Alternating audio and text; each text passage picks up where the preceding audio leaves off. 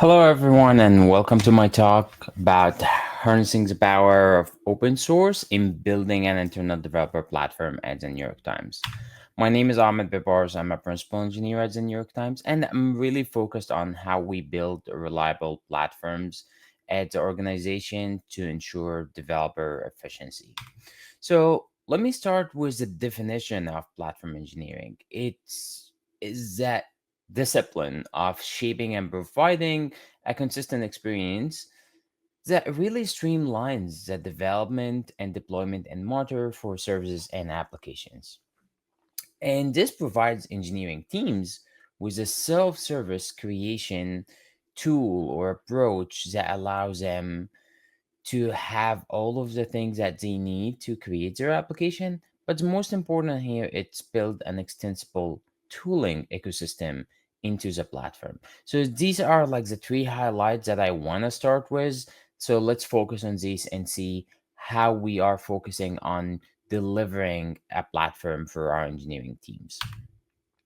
So, wait, but like, why we are doing this in the first place? So, in the first place, when you look at the entire ecosystem, it seems like there's enough tooling, there's enough open source tools that allows us to build all of the things that we need. We have Kubernetes, we have different things that makes the choice harder. In that spectrum, we just like want to make sure that we tailor all of these and bring like an unified experience to our engineers and our customers. So when we look at the technology and how it evolved over the years, you can see like this diagram and really explain it well.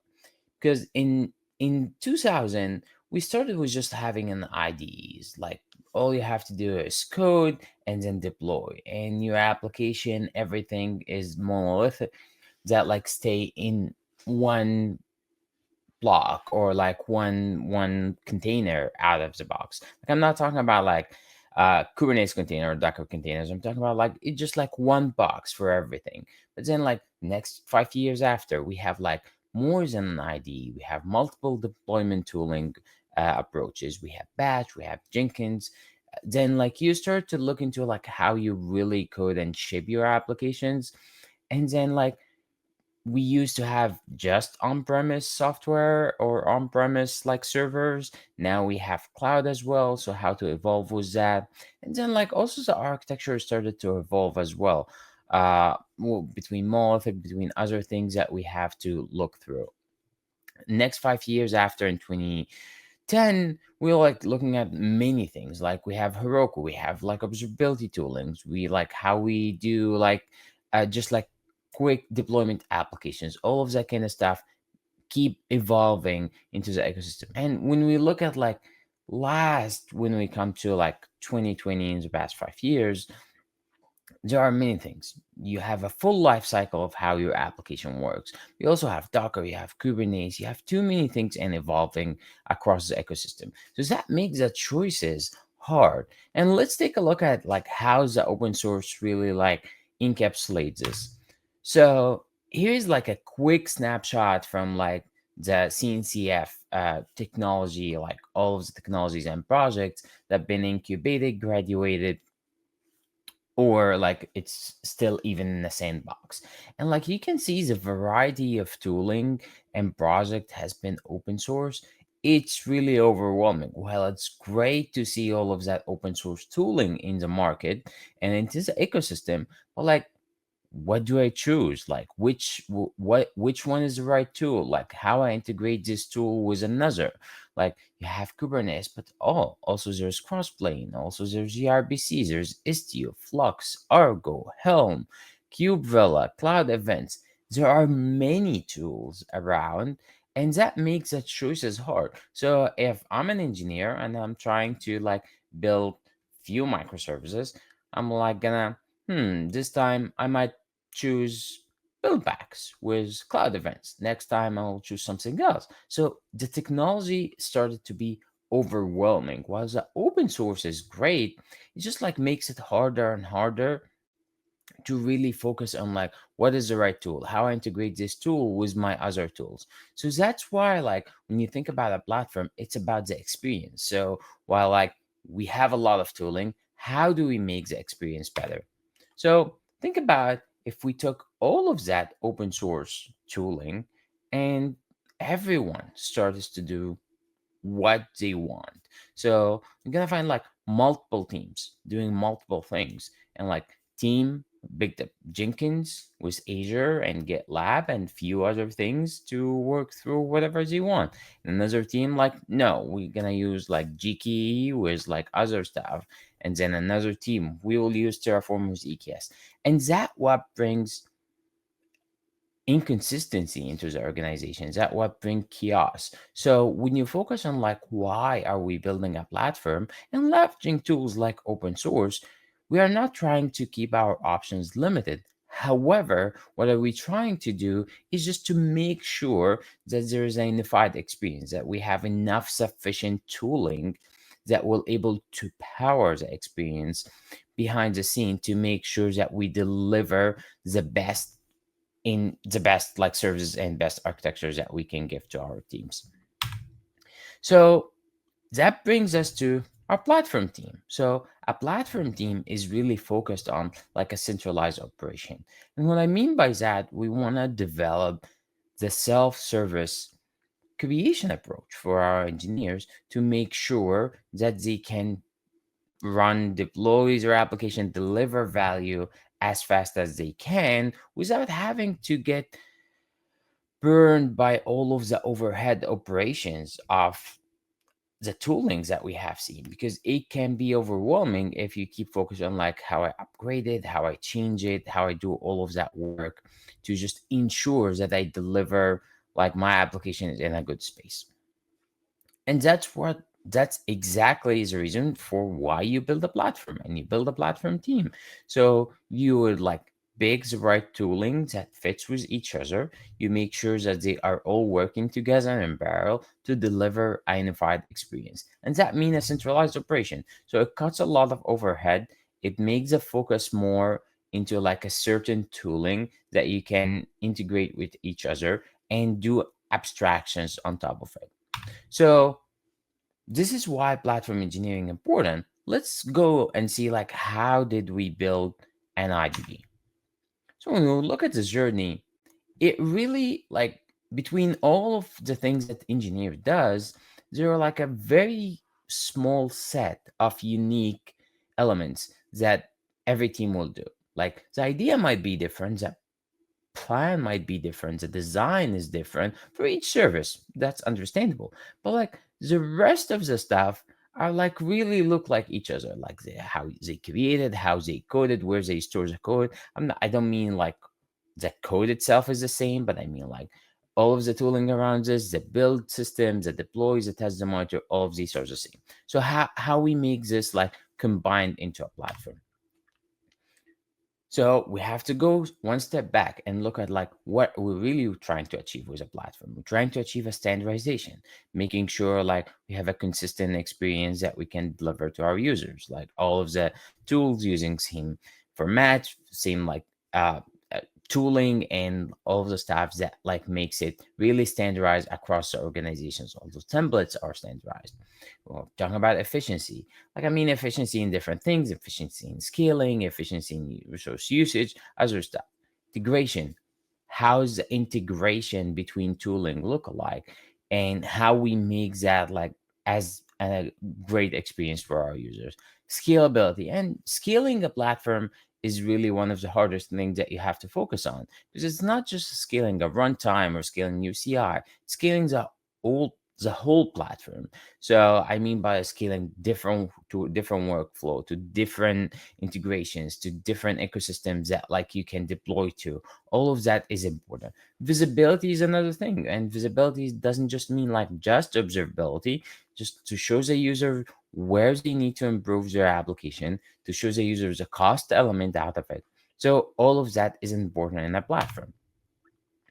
And that brings us again to like how to correlate all of that together. So in my opinion, having a data model is very important to be able to correlate all of these together. So an application, a service is actually described by a dog, but like it's already in a system that like some users use it. and like already depends on some cloud resources. So having that mental state or mental model across like all of your applications really help. But like how to get this mental state into like an software or into like a platforms that you can see and you can leverage and it can be visible to your organization. So from that perspective, we look at like how we deliver a workflow. So seamless workflows are important for our users and it need to be consistent. We look at like starting by creating your service. So an engineer will come and start create a service or import it. They will get their developer workflow, so like source control. They will be able to do all of the things that they do is get all of the stuff it's needed. Then we go to the build, test, deploy. That's your CI/CD ecosystem. You can run all of the workflows needed from tests, from like the deployment to your cloud provider or deployment to your like ecosystem, however it is. Then the run, which is runtime, cloud, whatever that look like. And then we get to your ingress, which is how customers will interact. I mean, customers here, I mean, external customers interact with like all of the service and application. And most importantly is the observability part here, because the monitoring is really important for the users to focus on that. And this is a holistic view of how that platform would look like. We have like multiple spaces between the developer space that consist of all of the toolings that they are looking for. Then the platform space have your CI, CD, application resources, and all of the other stuff. And then we come to the infrastructure space, which is more like you would have like deep focus into from your perspective as a platform team into how this would look like. And at the end, by that, you give your engineers and your teams a better developer experience, ensures that it's self-service, so they are not blocked. We are not trying to create a blocker for them, and extensible tooling. By any mean here, that means that we can like replace one tool by another. So like I can remove one CI, build another CI, I can add another CD, I can like use different tools into that. So how is our platform journey look like? So we started earlier by providing tooling and infrastructure only, like there was no platform. And that was sufficient for like a good period of time. And overall, that brings us to just like a problem where like we have different recipes, we have like different pieces of infrastructure, how people are organizing this. And that makes the problem harder because like engineers and engineering teams will start like do this by hand, which means like they have to provision and understand the infrastructure and like write all of the script. There's an overhead about how they do that. Then we moved to a centralized cloud orchestration that was much better. So they don't have to think about all of the stuff. They will do like some click ops and get their infrastructure provisioned for them. But still, they have to figure their deployment mechanism and all of the pieces together. They have the tools, but not necessarily the entire workflow. Then we came to a centralized developer platform, which is a holistic view of like, okay, now we have all of the infrastructure, we have all of the tooling together, but we are focused also on the workflows and how to ship that. And from there, like right now, we are on a platform adoption and future iterations where like we are keep adding features to our platform, and then also like we are having multiple teams adapt the platform and ensuring that we deliver like a value to the teams. From here, this is what we have today. So this is our internal developer platform offering. And it's not very different from the seamless workflows that I showed you earlier. This is just like the actual open source tooling and things that we have into the ecosystem that provides a good experience to our engineers so they would be able to use it. And most of the stuff here you're gonna see like Argo CD, like you're gonna see Vault, like Kubernetes, like we use Envoy, we built La CLI, Backstage. All of these things are helpful to just like orchestrate the whole life cycle. Let's go to two quick use cases that I want to show you like how the entire experience would look like. We'll start with cloud account creation, like a new team coming, they need a new account, how this entire workflow is created. And keep in mind, it has to be a self-service. Even if you have like a couple reviews in process, but still has to be a self-service, which like they can request by themselves. So they go to backstage, they validate, trigger, release. The whole life cycle goes between like an account getting created, trigger an onboarding to our like centralized EKS platform that will onboard these accounts, create their namespace as a service. Then they have a tenant ready and they can interact with it. The other thing is like the application creation. Same workflow, different steps. Just like new application pipeline will ship out, like an application gets created, they have a repos, they have blueprints, they have all of the necessary tooling, then their application get deployed and it's already ready in production. So they can just like start like shipping code and use it immediately. And from there, we learn about like the user documentation, very important, and you have to focus on it. Adoption and partnership, it's really critical when you have to think about platform as a product, because that means you are working with teams for your own success and their success. So it's a kind of like I have to build what they need. And for customer feedback, is very important to make sure that you are on the right page, that you are shipping the right software for your teams, and you are shipping the right platform for your teams. And with that, thank you for having me and thank you for listening to my talk. And looking forward to see you in Platform Con Live and talk more about platform engineering and how we build a platform from two perspectives, between a platform side and an engineering side.